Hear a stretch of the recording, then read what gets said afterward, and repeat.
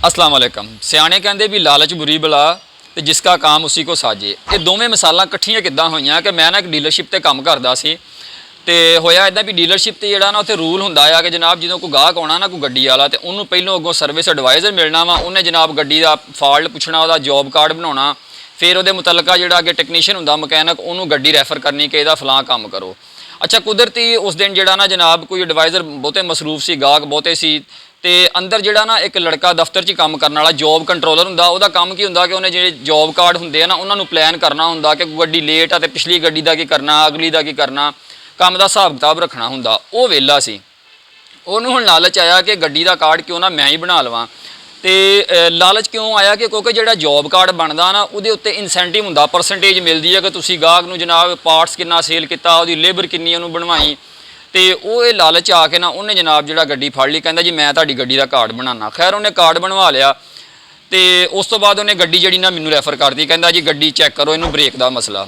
ਮੈਂ ਗੱਡੀ ਚੈੱਕ ਕੀਤੀ ਤੇ ਗੱਡੀ ਦਾ ਜਿਹੜਾ ਬ੍ਰੇਕ ਮਾਸਟਰ ਸਿਲੰਡਰ ਹੁੰਦਾ ਨਾ ਜਿੱਥੋਂ ਅਸੀਂ ਬ੍ਰੇਕ ਲਾਈ ਦੀ ਪੈਰ ਦੇ ਨਾਲ, ਉਹਦੇ ਵਿੱਚ ਛੋਟਾ ਜਿਹਾ ਇੰਨਾ ਕੁ ਪੁਰਜ਼ਾ ਹੁੰਦਾ ਸਿਲਵਰ ਦਾ, ਉਹ ਲੀਕ ਸੀ। ਮੈਂ ਉਹ ਖੋਲ ਦਿੱਤਾ, ਖੋਲ ਕੇ ਤੇ ਜਿਹੜਾ ਨਾ ਅੱਡੇ ਤੇ ਰੱਖ ਦਿੱਤਾ।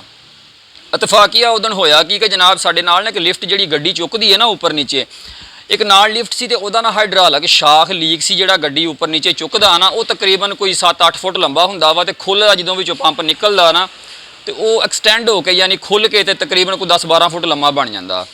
वो भी खराब सी ते वो ना उन्होंने खोल के वो भी साडे अड्डे दे उत्ते उन्होंने रखिया सी, जिथे काम करीदा ना वर्क बेंच जिन्हों कहंदे उहदे उत्ते रखिया सी। मैं मास्टर सिलेंडर खोलिया, खोल के मम्मी वो रख दिता क्योंकि मैं अड्डे ते रखना सीगा। मैं जाके हुण जनाब जिहड़ा ना उहनूं दस्सिया मुंडे नूं जॉब कंट्रोलर नूं, मैं कहा भाई कस्टमर नूं गाहक नूं दस दे गड्डी वाले नूं कि तेरा पुर्जा जिहड़ा खराब है ना खोल दिता आ। कहंदा जी की खराब? मैं कहा जी मास्टर सिलेंडर खराब। आखिर ठीक हो गया, कहंदा खोल दिता। मैं कहा जी खुल गया। उन्हें जनाब हुण गाहक नूं अंदरों लिया नाल ते कहानियां सुणाउंदा आ रिहा ते लिया के वो अड्डे ते जिहड़ा ना उन्हें मेरे लागे खिलार दिता ते जिहड़ा ना उधर नूं पंप वाल नूं जिहड़ा वड्डा खोलिया होया सी लिफ्ट दा उधर नूं इशारा करके कहंदा सर ये खराब है आपकी गाड़ी का। वो गड्डी वाला जिहड़ा ना वो बंदा बेचारा परेशान हो गया, कहंदा चल ये तो मैं मान लिया खराब आ, पर कहंदा मैनूं ये दस कि गड्डी 'च भाई ये फिट कित्थे किन्ना ने कीता हुंदा आ।